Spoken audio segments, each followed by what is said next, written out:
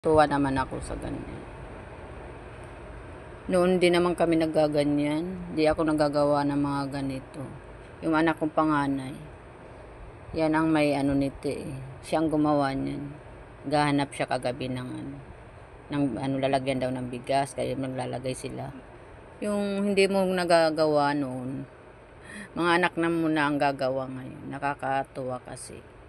Pati yan, yung pera na yan, oh, ambag-ambag sila dyan, naglagay sila. Kaya hindi ko pwedeng pakialaman yan kasi kanila yan eh. Nag-aama, sila magkakapatid kagabi.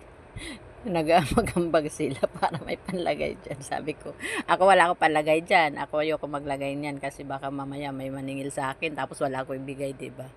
Ayan, nakakatuwa lang kasi, diba, hindi yung dati hindi naman ako, kahit mula noon pa, hindi ako mahilig naglalagay mga ganyan, bigas, coins, ganyan. Hindi ako mahilig mag-effort ng mga ganyan. Tapos ayan, bili sila ng cake.